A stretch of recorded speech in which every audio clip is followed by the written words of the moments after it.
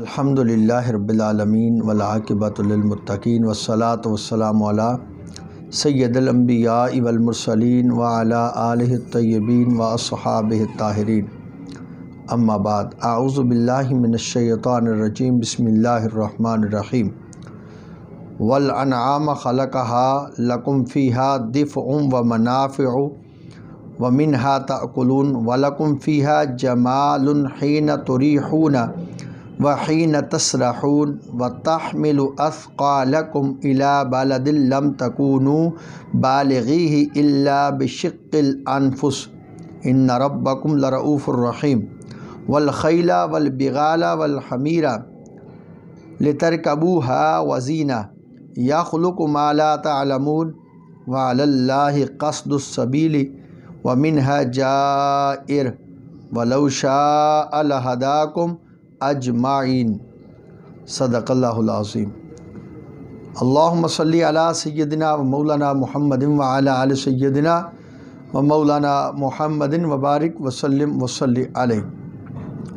تفسیر نور القرآن سورۃ النحل آیت نمبر 5، 6، 7، 8 اور 9 ہمارے آج کے درس شریف کا موضوع ہے۔ سب سے پہلے تلاوت کیے گئے قرآنی الفاظ کا اردو ترجمہ اور پھر ان الفاظ کے تحت جو ارشادات حضور قبلہ فرید العصر رحمۃ اللہ تعالیٰ علیہ نے بیان فرمائے ان کو پڑھنے کی سعادت حاصل کریں گے۔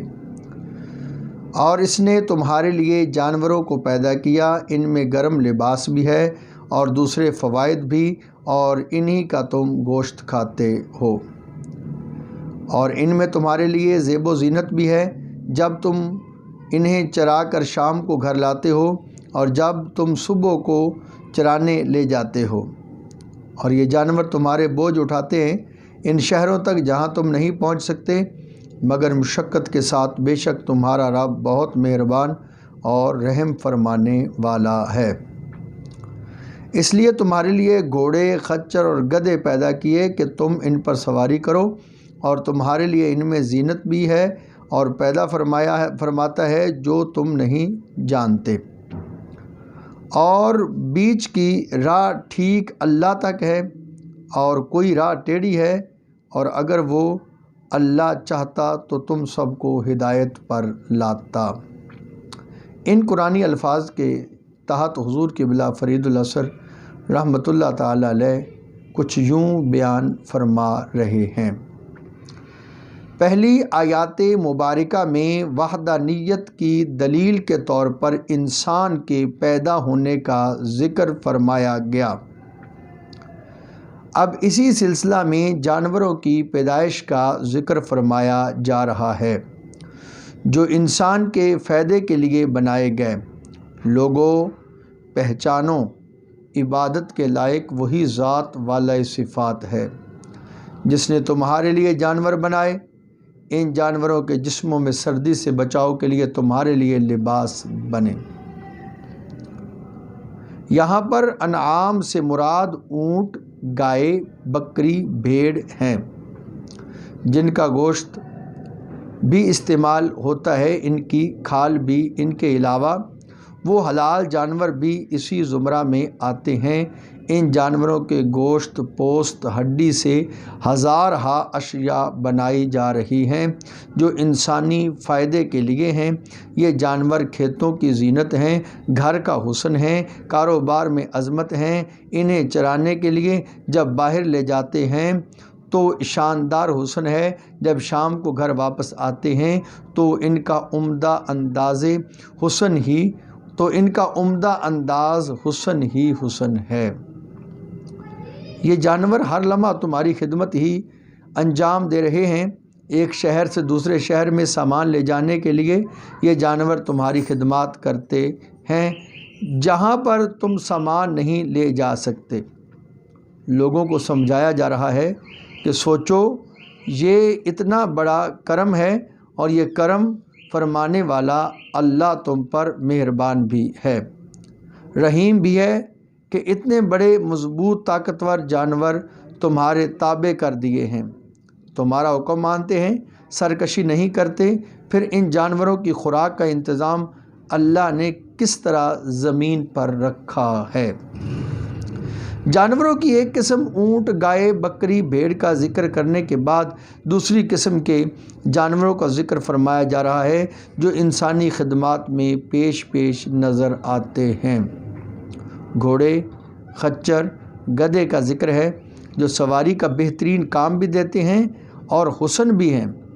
مزید کرم کا ذکر اس طرح فرمایا گیا کہ تمہارے لیے ایسی ایسی چیزیں پیدا کرتا ہے جن کا تمہیں علم ہی نہیں۔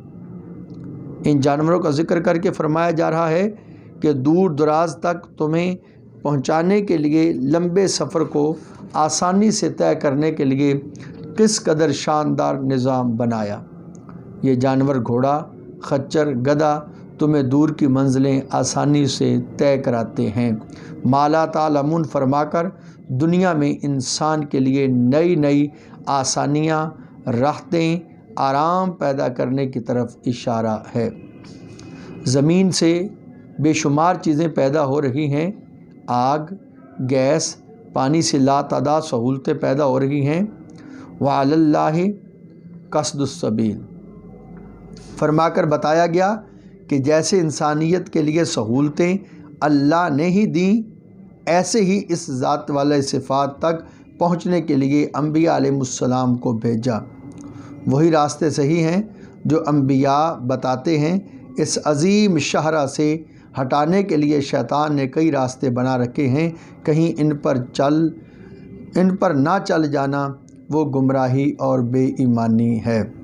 اگر اللہ چاہتا تو تمہیں ہدایت دے دیتا، ایمان سے نوازتا۔ اگر ایسا ہو جاتا تو تمہیں دنیا کی لذتیں ابھی نہ ملتی، قیامت کے دن جنت کی نعمت بھی نہ ملتی۔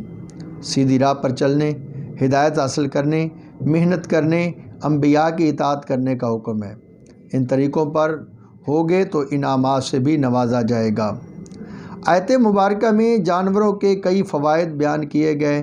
ایک یہ کہ ان کی کھال اون سے کپڑے بنانا ہے، کھالوں سے سردی سے بچنے کے لیے استعمال ہوتی ہیں۔